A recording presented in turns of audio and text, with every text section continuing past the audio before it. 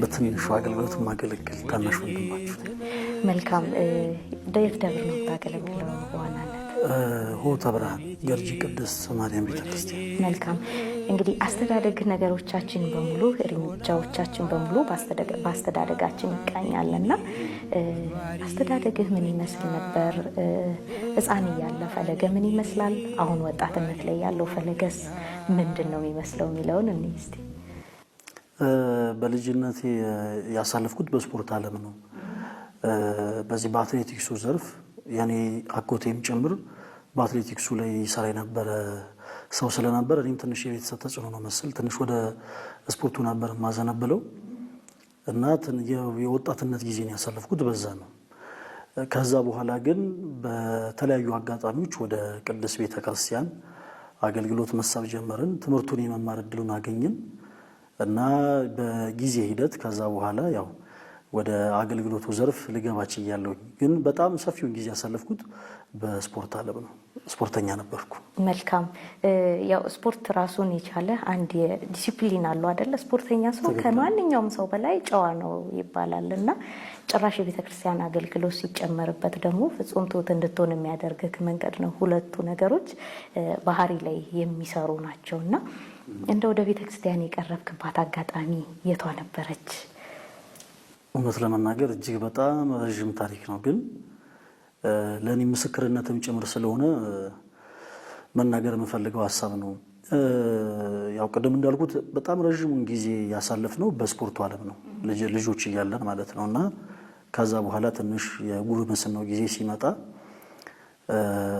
መልካም ነገሮች እንዳሉ ሁሉ ደግሞ በተመሳሳይ ክፉ ነገሮችም እንዳሉ መረዳት ጀመረን። በዚህ አጋጣሚ በተለይ በአትሌቲክሱ ዘርፍ የሚሰሩ አትሌት የሆኑ ወንድሞች ያውቁታል። ብዙዎች ይታመማሉ በደዌ ስጋ ማለት ነው እና ከደዌ ስጋ ደግሞ ሊያነጻን የሚችለው ክርስቶስ እንደሆነ ብዙዎቻችን አናቅም፣ አንረዳም ነበረ። ምክንያቱም ወደ ቤተክርስቲያን የሚመራን ሰው ስላልነበረ። ነገር ግን በጊዜ ሂደት እንዳጋጣሚ በጓደኞቻችን ጉትጎታ ጻድቃኔ ማርያም ገዳም ሱቤ ለመያዝ እንሄዳለን 2007 ዓ.ም ማለት ነው እና ለፍልሰታ ጻድቃኔ ማርያም ገዳም ሄደን እዛ ከሄድን በኋላ በጣም ብዙ መንፈሳዊ ነገሮችን ተማረን። ቅዱሳን አባቶቻችን በዛ ገዳም ያሉት በቃል አውደ ምሕረት ላይ ሰባኪ ሳይሆኑ በሕይወታቸው ሰባኪዎች ናቸው። ዝቅ ማለትን፣ ትህትናን፣ ጮሆ ሳይሆን ጸጥ ብሎ እርኩስ መንፈስን ማሸነፍን፣ አጋንንትን መቅጣትን ያውቁበታል እና እዛ ቦታ ሄደን ያየናቸው ነገሮች በአጠቃላይ ወደ ቤተክርስቲያን እንድንመለስ መንገዱን ከፍቶልናል እና ቤተክርስቲያንን እንዳቃትም በቤተክርስቲያን ውስጥ ገብቼ እንድማርም ወደ አገልግሎቱ እንድገባም ያደረገኝ የመጀመሪያው ምዕራፍ ያ ምዕራፍ ነው። ጻድቃኔ ማርያም ገዳም ሱቤ ያዝንበት ገዳም ማለት ነው። ያ አጋጣሚ። መልካም ያው ከጻድቃኔ መልስ እንግዲህ ብዙ መንገዶች ይኖሩሃል ብዬ አስባለሁ። በተለይ አሁን ላለህበት ህይወት ለብዙዎች ምሳሌ ነህና በሌላ እምነት ተከታዮች ዘንድ ከነሱ ባሻገር እኛ እንኳን የእምነቱ ተከታዮች ሆነን ስለ ቅዱሳን ስለ ገድላት ለማናቃቸው በስም ብቻ ክርስትናን ይዘን ለምንሄድ ሰዎች ምሳሌ ነህ። እንደው የትምህርቱን ዓለም እንዴት ቀጠልክበት? እንዴት ገፋህበት? ከጻድቃኔ መልስ የነበረው ጉዞ ምንድን ነው?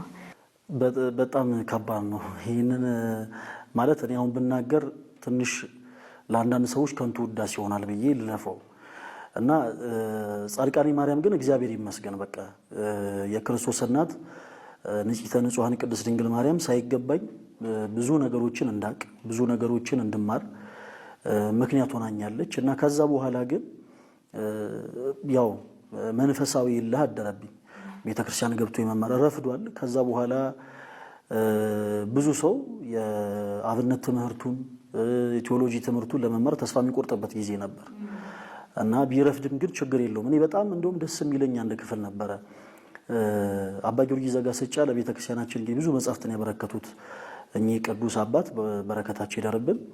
ድቁናን እንኳን የተቀበሉት ማለት ስልጣነ ክህነትን እንኳን ያገኙት ከ40 ዓመታቸው በኋላ ነበር፣ በጊዜ ሂደት ማለት ነው እና ቢረፍድም ትምህርቱን ተምሮ ማገልገል እንደሚቻል ስላወቅን እንደምንም ብለን የአብነት ትምህርቱን ጀመርን። ከዛ በኋላ ደግሞ ቀስ እያልን የቴዎሎጂ ትምህርቱን ተቀላቀለን ማለት ነው።